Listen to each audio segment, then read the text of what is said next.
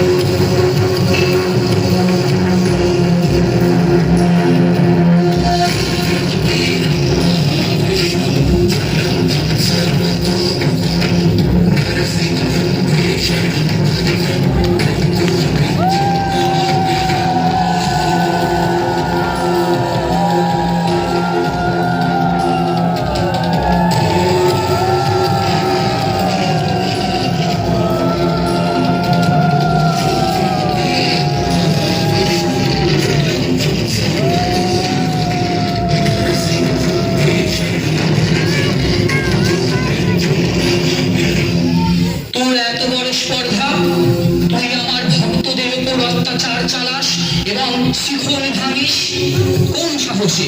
আমার হরিনাম সংকীর্তন বন্ধ করিস কোন সাহসে? তোর বক্ষ আমি এই নখের সাহায্যে দ্বিখণ্ডিত করবো। এই দেখ। নারায়ণ ভগবান, আমাকে ক্ষমা করুন। আমি অজান্তে ভুলবশত এই কর্ম করেছি, এতে আমার অপরাধ হয়েছে।